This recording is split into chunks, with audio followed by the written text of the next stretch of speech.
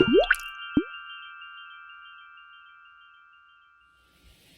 very good afternoon to everyone. Thank you so much for joining us on the session for the cost of compliance under DPDP Bill and how to navigate about it. We have an esteemed panelist today who would be helping us in understanding that what are the factors for cost of compliance and how should the organizations actually navigate through this cost and implement a privacy program in their organization.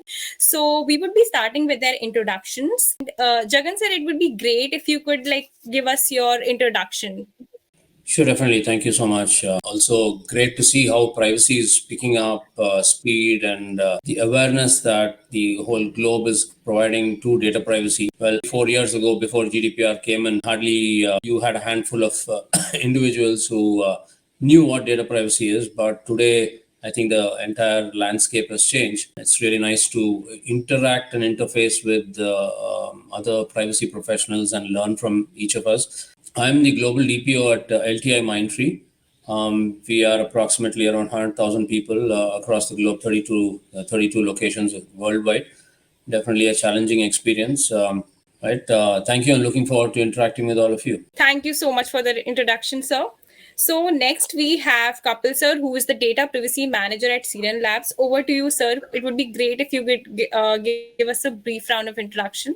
Yes, hello everyone. Nice to see the part of the panel and thanks for this opportunity, Tsaaro. I'm in this IT industry since last more than 25 years and running the privacy program, large organization and now in a startup, and soon in the February I'm going to start my new position in another large organization as a senior director data privacy. We all are here to learn from each other and whatever we know, we will share with everyone. Thank you so much. So then we have Tarin Chakraborty, who is the data privacy and protection leader as UB. Sir, please, the stage is yours. Please give us your brief introduction. Sure, thanks, Nidhi. Very welcome to everyone.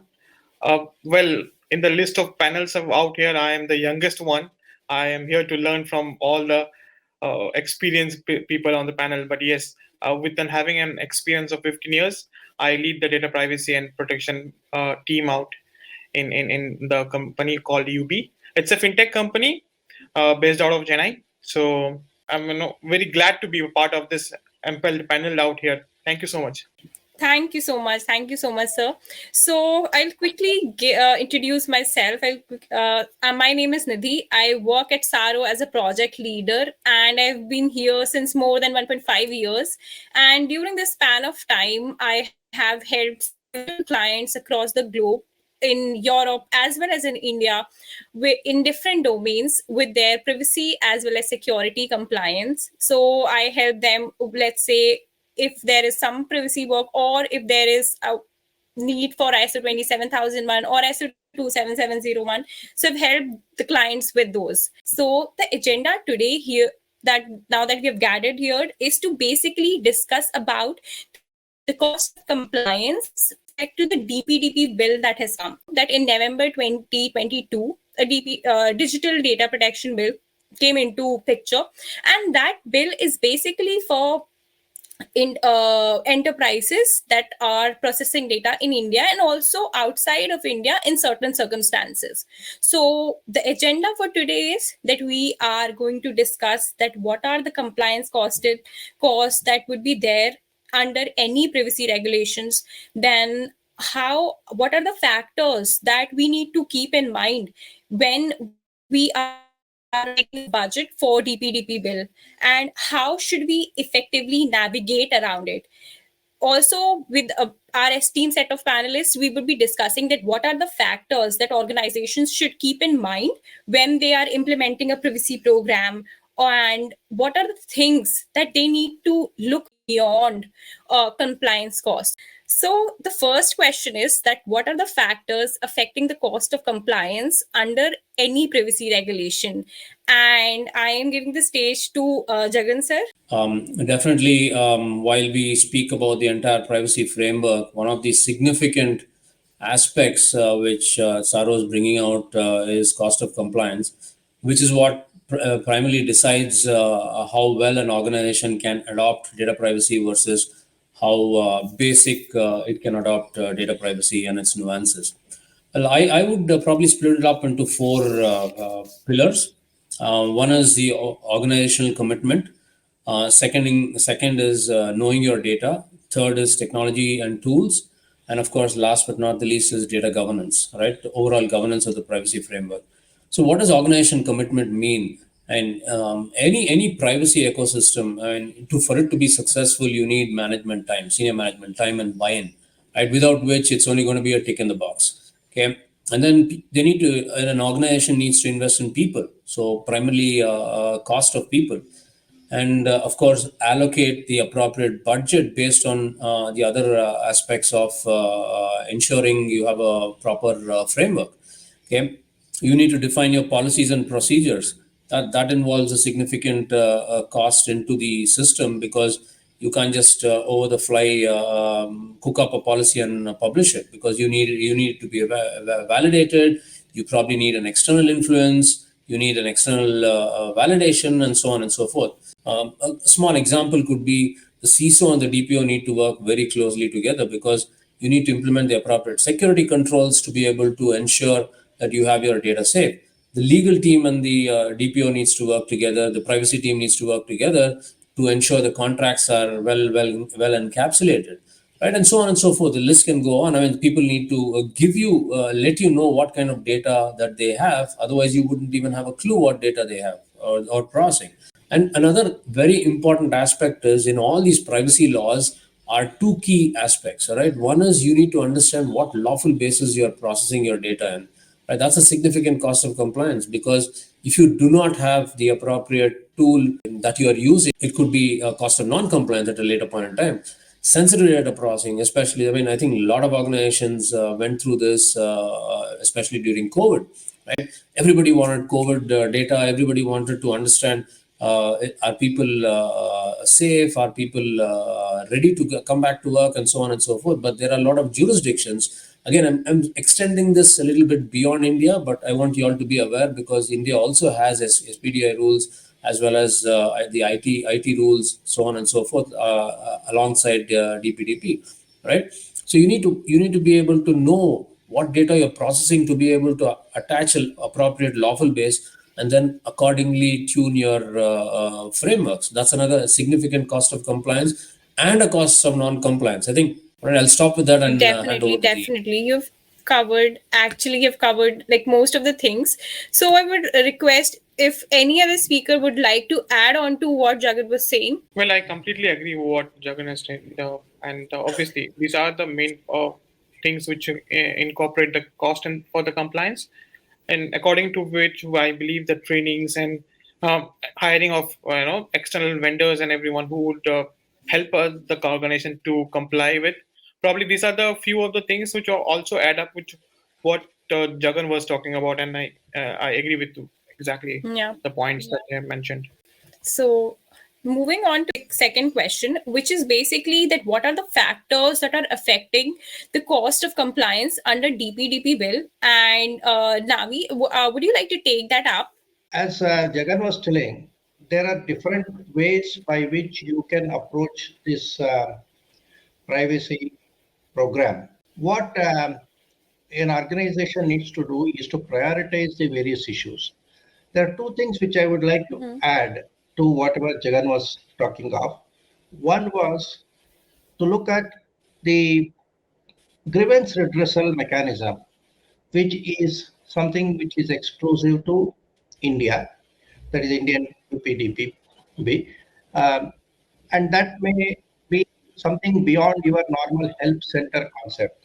See, normally help center concept stops at addressing technical issues, whereas techno-legal issues which arise out of the law needs to be supported by one, the uh, handlers, that is the help center people who can understand the legal aspect of a let us say an incident report. The first incident report will normally be vague. Nobody can say that there is an incident, but from there the operator needs to understand that this is a privacy issue.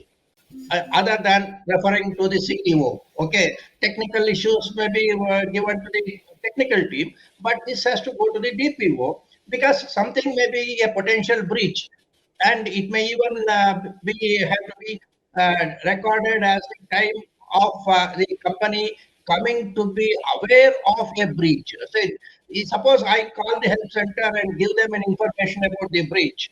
That is the time at which the company is aware of the breach.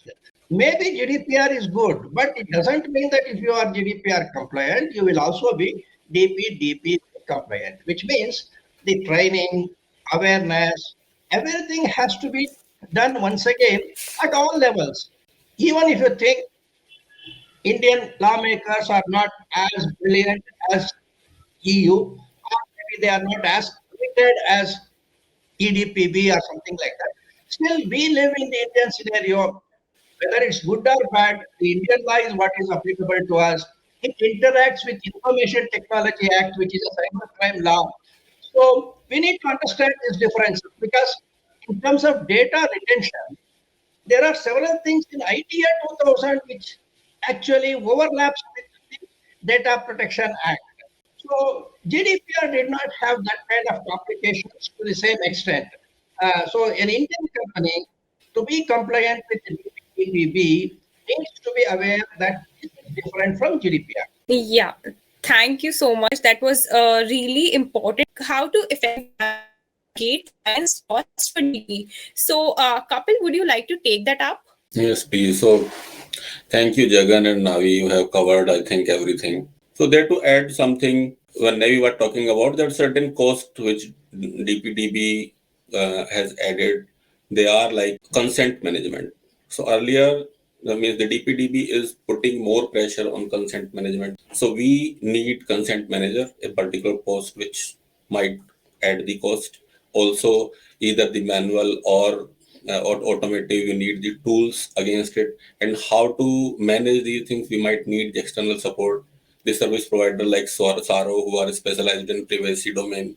So we might have to connect them. We have to find out how the solutions will work, how we will manage, because if they are putting pressure on consent, the penalties are near about it. Why the companies want to comply with any regulation? If we talk about the very first point, so that is two main things are here. One is fear, and another one is hope. So fear is that there are certain kind of penalties. We have to comply with the regulation, right? Otherwise, or the reputation of the organization will go at the toss if there is some DSAR, if there is some breach out there. And on another side, there is hope that if a privacy program is running in an organization in a correct and fruitful way, so it can add up. We can show that, okay, yes, we are privacy compliant today, and it is giving an edge to the organization. If you guys have seen last few Yeah. days newspaper of Times of India, on the front page you can see that Apple is doing the advertisement of their iPhone, and they are written in bold. Means tool is privacy compliant. They have written 4 or 5 times the word privacy. So privacy is at the center stage at the moment.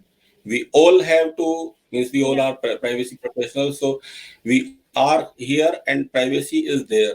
Everybody, all the companies have to comply with it, and they have to use it as a tool. Don't feel that if we are putting some cost in the privacy program in the organization, so that is a burden on the organization. That is not. The companies start using it as a tool to sell their product, to showcase it is as a badge on their shoulder that yes, we are privacy compliant. And on another side, they are stopping. If we are putting some money in this program, in this framework, if we are aligning our privacy complete framework in a right way, right, it is going to give us the Yeah. business more.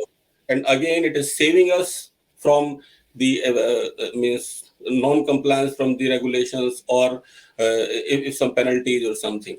So with other Yeah. regulations, whatever we are already comply, we also have to think that if we are in India, then the organizations which have to comply with other regulations, they have to make their program accordingly, that they can add up, they can cover with the Indian bill, and the companies, there are a lot of companies who at this moment might not come under the cover of any regulation, and they are doing business in India. They are means they are processing the personal information in large way.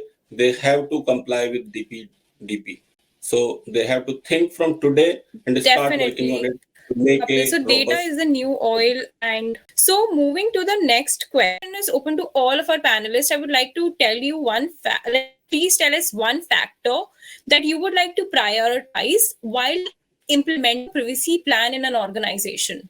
Okay, let me take it up, Nidhi. Well, Yeah, yeah. compliance is costly. It's not come cheap for any organization, and to maintain that, an organization has to spell out good amount of money to do so.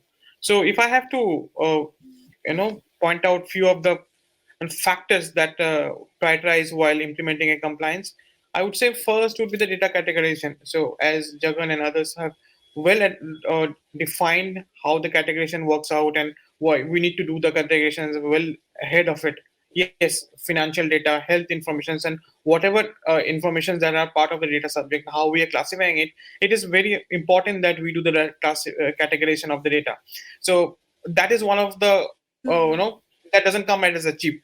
It is a time bound. It has a lot of information that has to be processed, and the information has to be correct. It cannot be information which is randomly changing, or and it's not being updated from a long period of time. So it's very important that we do the data categorizations out of it. There are a lot of other points, but I believe that the way three individuals have summarized the whole data privacy is very it's very knowledgeable, and everything has been summarized, and I'm very happy to be part to understand what exactly is going across in the market. And thank you all, sir. I'll take this as a next point. Well, I think one of the most important aspect when you are implementing a privacy plan or a privacy framework in an organization is senior management buy-in, right? Without that, I don't think any privacy program will be successful. It will only be on paper, and it will probably be restricted to your team. Yeah. Along with the senior management buy-in, the collaboration is very, very important. For example, data security, right, and data privacy go hand in hand. While they are not the same, they have to be a handshake between them. Unless and until you do that, you will not be able to put in an effective framework. So I think collaboration is the second Yeah. big thing, right? Because people, collaboration meaning even awareness. For example, the HR head needs to know why we are calling out privacy is important. The finance head needs to know. The payroll head needs to know. The talent acquisition head or the recruitment head needs to know that you should be using the right lawful basis, so on and so forth. So the importance of awareness and buy-in from all the stakeholders, again, without which your privacy framework will only be on paper. And then the third important point, again, I would like to re-emphasize is knowing your data. If you don't know where your data is, again, you'll only be restricted to a policy that will be drafted and published on your web page, and that's pretty much it. I mean, you wouldn't even know how to adhere to the data privacy policy. So I think these are the three very, very important aspects when you have to implement a proper privacy framework. Without which, of course, I mean, the privacy framework will itself have a plethora or a laundry list of activities that you need to do. I'll let somebody else contribute. Thank Definitely. you. I So moving to the next question, I wanted to ask this to Mr. Navi that why do organizations need to look beyond the compliance cost? Compliance will always have a cost. You cannot avoid it. Now, what you need to do is to reduce the cost. And the moment you look at privacy as a commitment, of course, I'm talking of data protection.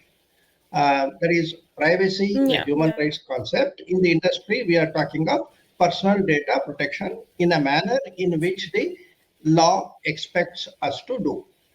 Okay. Now, cost is not a criteria there because it is my obligation to the society. Okay. Now, having accepted it as an obligation, now cost, if can we reduce it, is a question which every CFO will have. Now, if you think that the framework to be used for compliance is only ISO 27701 plus 27001, etc., the foundation cost, even to do a gap analysis, will be beyond the capability of many mid-sized companies. Large companies, of course, they can handle, there is no issue. And the best part of compliance is achieved when you have the buy-in of the entire team, not only the top management, but the bottom-most person. Yeah. So, Yeah. Nidhi, adding to this So, point, Kapil, would you like to add anything to that? Yeah, yeah. Sorry, go on.